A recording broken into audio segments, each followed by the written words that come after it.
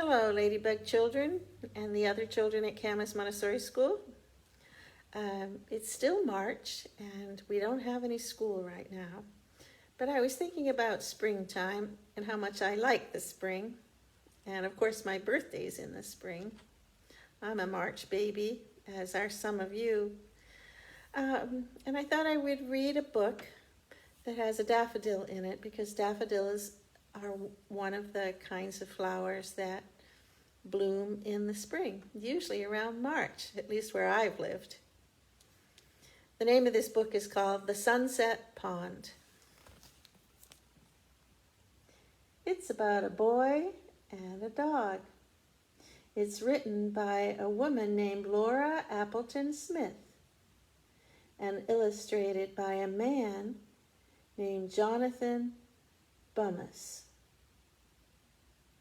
I'm not quite sure if I'm pronouncing his last name right.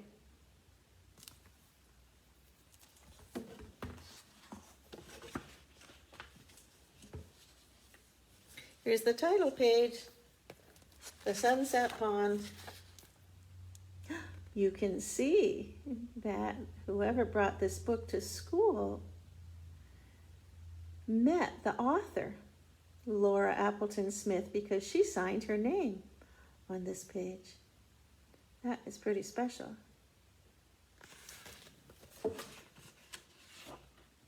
The author dedicated the book, "Many thanks to the children in my classroom who have helped me to understand the deep value of the early reading experience. And to Terry, without your support, this book would not be." So the woman that wrote this book was a teacher. And the illustrator dedicated the book to Martha.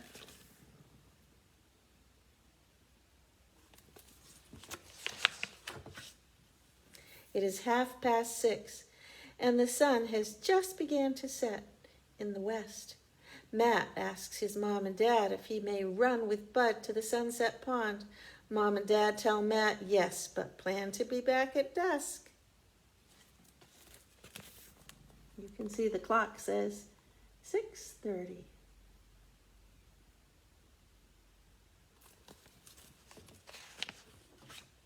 Matt and Bud jump from the front steps onto the soft grass. They run past the beds of daffodils and down the hill to the Sunset Pond. I see a soccer ball.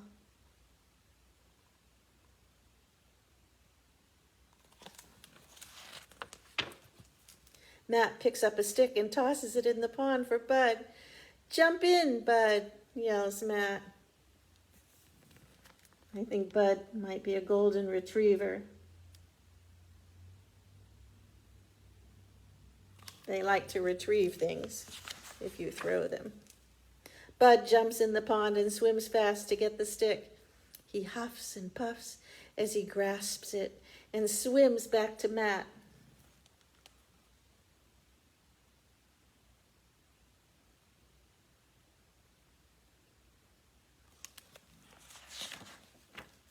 Bud drops the stick in front of Matt. Matt pats him and tells him that he is the best dog. Bud wags his big wet drips on Matt's legs and hands.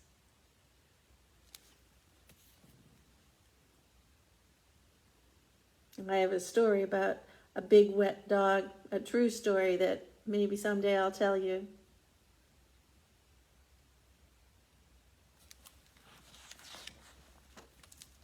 Just then, Bud stops and scans the pond. "What is it, Bud?" asks Matt. I wonder what they see.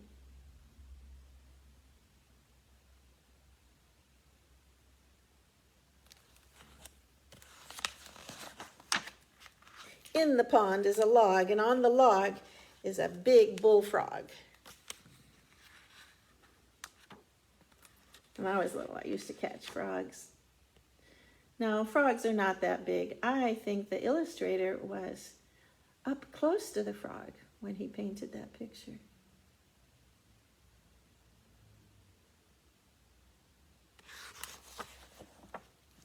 Bud jumps back in the pond and swims to the frog as fast as he can.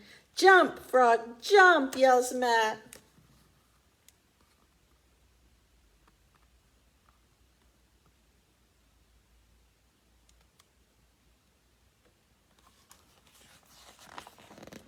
Bud swims fast, but just as he gets to the log, the frog hops off and lands with a plop in the pond.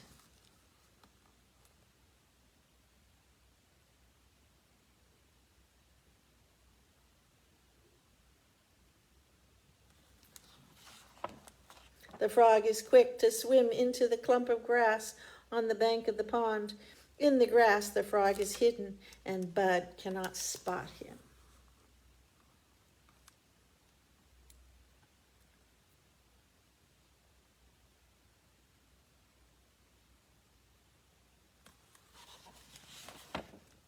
Bud swims back and sits next to Matt on the dock.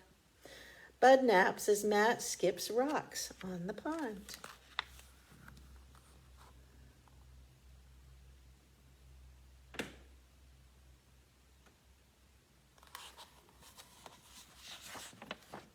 As the sun slips past the hills in the west, the pond glints red and pink.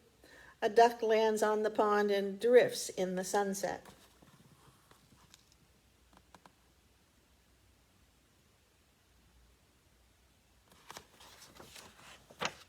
The pond is still.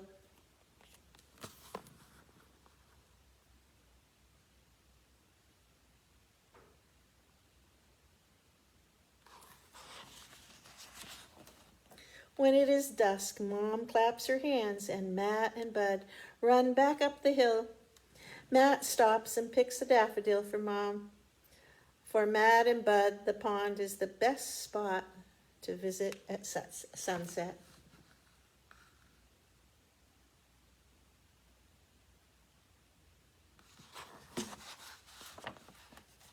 One more picture.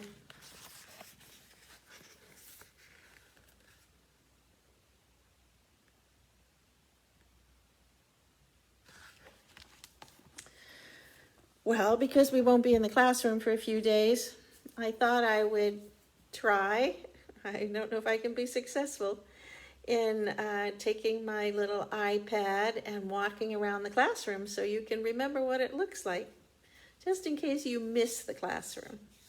I miss the children. I miss you children very, very, very much, so I look forward to seeing you. Okay, let's see if I can turn this around and show you around the room.